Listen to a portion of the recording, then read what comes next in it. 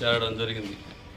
ఈ చేరేదానికి మండలంలో ఉన్నటువంటి నాయకులందరి సహకారంతో, అదేవిధంగా నియోజకవర్గ ఇన్ఛార్జి, అదేవిధంగా మాజీ ఎమ్మెల్యే పోలంరెడ్డి శ్రీనివాసరెడ్డి గారి సహకారంతో, జిల్లాలో ఉన్నటువంటి సీనియర్ నాయకులందరి సహకారంతో 3 రోజుల క్రితం టీడీపీలో చేరడం జరిగింది. ముందుగా నేను 2012 వరకు టీడీపీలో ఉన్నటువంటి వ్యక్తిని. ఆ రోజు వ్యక్తిగతంగా ఒక వ్యక్తి కింద జీవితాంతం పనిచేయాలన్న ఆలోచనలో నాకు అప్పుడు ఉన్నది. ఆలోచనతో ఆ రోజు ఇప్పుడున్నటువంటి ఎమ్మెల్యే గారితో నేను 2012లో వెళ్ళిపోయాను.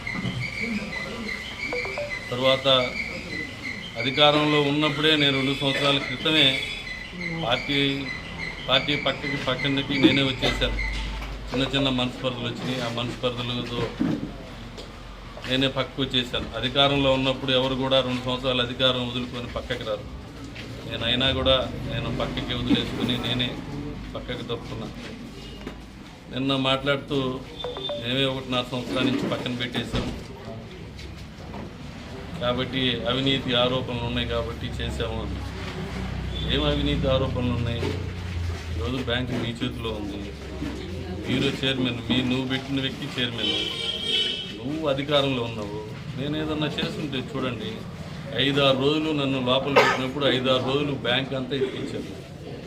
అది మీకు ఏమి దొరకలేదు. నేనేమన్నా చేస్తుంటే కదా. 10 సంవత్సరాలు నేను ఓవేర్ కోఆపరేటివ్ బ్యాంక్ చైర్మన్గా చేశాను. చూడండి, ఖర్చులు ఉంటాయి. ఈ రోజు కూడా ఖర్చులు ఎవరు తీసేసేది ఉండదు, చెందేది ఉండదు.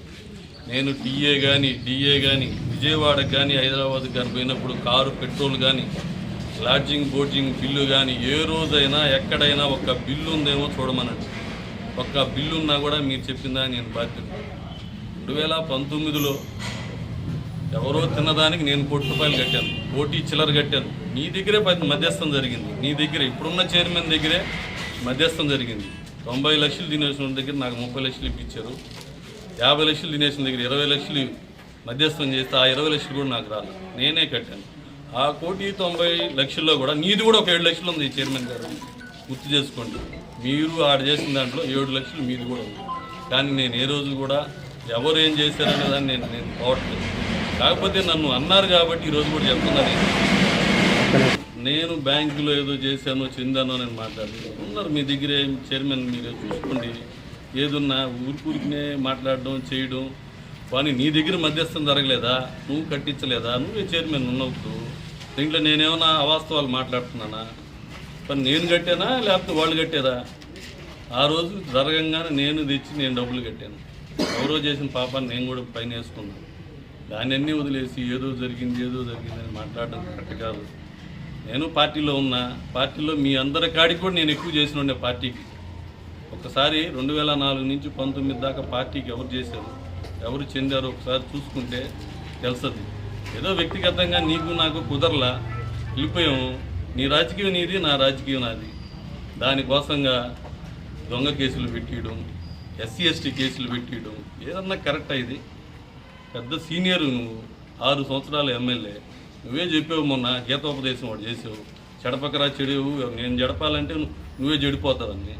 నేను ఇప్పుడు కూడా చెప్తున్నా, నువ్వు చేసిన 3 పనులు నీకే చెప్తున్నాను. ఇప్పుడు మల్లన్నకి డబ్బులు ఇవ్వాల్సింది వాస్తవం, నేనేమి ఇవ్వలేదని చెప్పట్లా.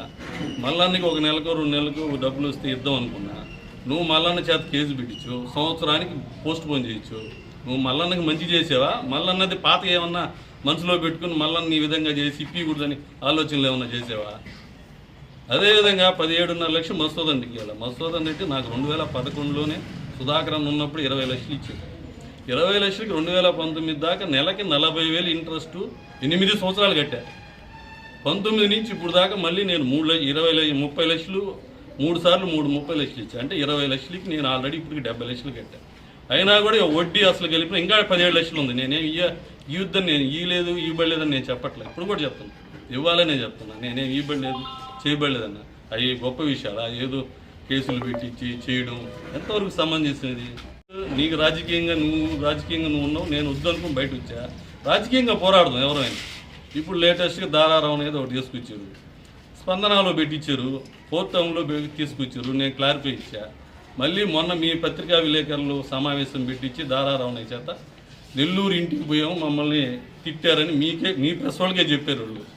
మళ్ళీ లేటెస్ట్గా నేను నిన్న మా చంద్రబాబు నాయుడు గారి సమక్షంలో చేరుతున్నప్పుడు మళ్ళీ SC ST కేసు, దాన్ని ఏం పెట్టించారు, పంచాయతీలో ఇంటికి పోయాము మమ్మల్ని దూషించారు కాబట్టి మేము SC ST కేసు. ఒక వ్యక్తి చేత 3 రకాలుగా 3 డిఫరెంట్లుగా మీరు కేసులు పెట్టించి మళ్ళీ వాడి చేత నిన్న అతను అమాయకుడు పాప మా దారారావునే పాపం ఈ విధంగా చేసుకుంటే డబ్బులు వస్తాయి, కోర్టుకు పోతే ఎప్పటికి వస్తాయి డబ్బులు. ఎవరికన్నా ఒక పెద్ద మనిషి చేయించి చేయాల్సి ఉంటే ఇవ్వాలంటే ఇప్పించమంటే నువ్వు హెల్ప్ చేసినాడు అవుతావు, తీసుకొచ్చి కేసులు పెట్టించావు, కోర్టులకు వేసుకుంటావు, ఎప్పుడు వస్తాయి పాపం అతనికి, అతను వయసు 70.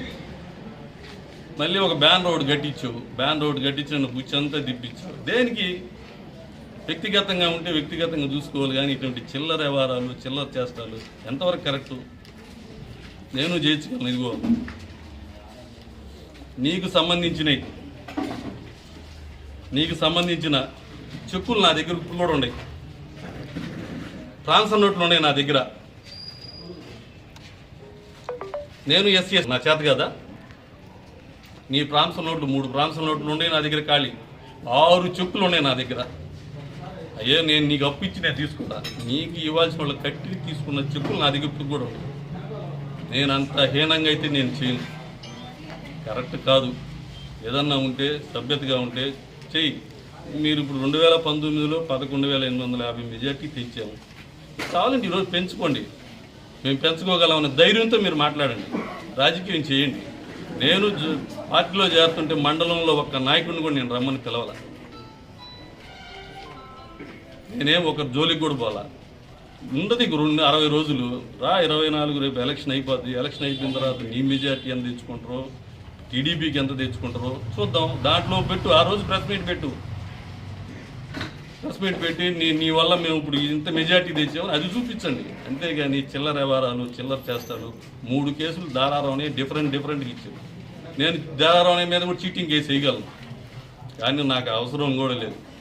నేను అటువంటి చిల్లర వ్యవహారాలు చేయను, చిల్లర చేష్టాలు కూడా చేయను. ఏదైనా పద్ధతిగా ఉంటే ఒక పద్ధతి, ఒక సిస్టము, పొందాతనం, ఏదో వేదాంతాలు చెప్పినట్టు మొన్న శ్లోకాలు చెప్పావు, ఆ శ్లోకం అంతా నువ్వు ఇప్పుడు నేను చెప్తున్నా, ఆ శ్లోకం ఖచ్చితంగా వర్తిస్తుంది. నేను కానీ నిన్ను చెడిపెట్టాలని నేను కానీ ఉంటే నేనే చెడిపోతా, మీరు నన్ను చెడిపించాలని ఉంటే మీరు చెడిపోతారు. దేవుడు అనేవాడు ఒక పైన ఉన్నాడు, నువ్వు కూడా చెప్పు. ఆ దేవుడే ఎవరికి ఏం చేయాలనో, ఏం శిక్ష చేయాలనో ఖచ్చితంగా వేస్తారు, ఖచ్చితంగా జరగదు. దీంట్లో ఎలాంటి మార్పు లేవు. నేను ఇప్పుడు చెప్తాను, 60 రోజులు ఉంది. 60 రోజుల్లో బుచ్చిరెడ్డిపాలెం మండలంలో నాకు శక్తికి మించి నేను ఏమి చేయగలను, టీడీపీకి ఏ విధంగా నేను హెల్ప్ చేయగలను, దినేష్ గెలుపుకి ఏ విధంగా అయితే నేను తోడ్పడగలను, ఏ విధంగా అయితే చేయగలను అన్ని విధాలా నేను చేస్తా. దీంట్లో ఎలాంటి మార్పు లేదు. ఏదన్నా ఉంటే ఇప్పుడు కూడా చెప్తున్నా, రాజకీయంగా ఎదుర్కోండి. ఊరికే చిల్లర కేసులు చిల్లర వ్యవహారాలు ఇంకన్నా మానుకోండి. మీరు చేసే పనికి మీకు చెడ్డ పేరు తప్పితే నాకు మంచి పేరు ఉంది. ఈరోజు నువ్వు పెట్టిన కేసులకి మండలం కాదు, నియోజకవర్గం అంతా అసహించుకుంటుంది. ఒక్కసారి ఎవరినన్నా ఒకరిని పెట్టి సర్వే చేయించుకోండి, ఎవరన్నా చేస్తారా ఈ కేసులు? మళ్ళీ మొన్న ఎడలూరులో మీరే చెప్పారు, నేను ఎవరు వెళ్ళిపోయినా, నేను విభేదించి నా కాడి నుంచి వెళ్ళిపోయినా నేను కేసులు పెట్టడం కానీ చేయడం కానీ నేను ఏడా చేయలేదు. ఏంటి చెప్పండి? కానీ మీ ఆత్మసాక్షి మీరు నిరూపించుకోండి. మీతో 25 సంవత్సరాలు నడిచిన దానికి నేను ఒక మాట కూడా నేను ప్రెస్లో మాట్లాడకూడదు అనుకున్నా. ఈ రోజు కూడా నేను అనుకున్నా. నేను మొన్న టీడీపీలో జాయిన్ అయ్యే రోజు పోలంరెడ్డి సేనన్న కూడా అదే చెప్పాను, అన్నా నేను ఏ విధంగా అంటే ఆ విధంగా నేను ప్రసన్న కుమార్ని తిట్టమంటే నేను తిట్టనన్నా అన్న. అంటే మీరు చేసిన ఎన్ని ఏదో పనులు చేసినా కూడా నేను ఇప్పుడు కూడా మిమ్మల్ని ఎక్కడా కూడా మీ వయసుకి తగ్గట్టు, మీ సీనియారిటీ తగ్గట్టు మీకు విలువ ఇస్తున్నానే, కానీ విలువ నేను తగ్గించి ఎక్కడా మాట్లాడటంలే, చేయడంలే. ఇప్పుడు కన్నా తెలుసుకోండి. నువ్వు ఇచ్చు SC ST కేసులు నా చేత కదా 3 చుక్కులు 6 చుక్కులు ఉన్నాయి నా దగ్గర, 3 ట్రాన్స్ఫర్ నోట్లు ఉన్నాయి, నీ ఖాళీ ఉన్నాయి నా దగ్గర. అది కూడా చెప్తున్నా, ఖాళీ నా దగ్గర ఉన్నాయి. నా దగ్గర మేమన్నా ఒక 50,000 లక్ష ఇచ్చి SC STలు తీసుకురావాలా? నాకు అంత అవసరం లేదు. SCలు STలు వృత్తులు నా దగ్గర ఉన్నారు, నేను ఇచ్చగలను. ఇక్కడికి ఇంతవరకు దీన్ని ఆపండి, బాగుంటుంది. అంతేగాని ఇంక నువ్వేమైనా ఇంకా ఆలోచించుకోవాలంటే నేను ఇంకా కూడా అప్పులు ఉన్నా, వాళ్ళ దగ్గర కూడా పోయి కావాలంటే కేసులు పెట్టించు, వాళ్ళకి ఇది చేసుకుని వాళ్ళకి ఏదైనా హెల్ప్ చేయాలంటే ఇది చేసుకో. అంతేగాని ఏంది ఇది? ఏదన్నా నువ్వు హెల్ప్ చేయాలనుకున్నావు కదా, బిల్లులు ఇప్పించు, నాకు రావాల్సింది. వాళ్ళకి డబ్బులు ఇప్పించు, అది చేయాల్సింది ఎవరన్నా. ఇది కరెక్ట్ కాదు. రాబోయే కాలం దైవ నిర్ణయం. దేవుడు అనేవాడు ఖచ్చితంగా ఎవరిని శిక్షించాలో వాళ్ళని శిక్షిస్తాడు. వాళ్ళకి తగిన గుణపాఠం అయితే జరగద్దని చెప్పి మనం చేస్తా ఉన్నాను. రాబోయే ఎలక్షన్లో దినేష్ రెడ్డి గెలవబోతా ఉన్నాడు. ఇది నగ్న సత్యం.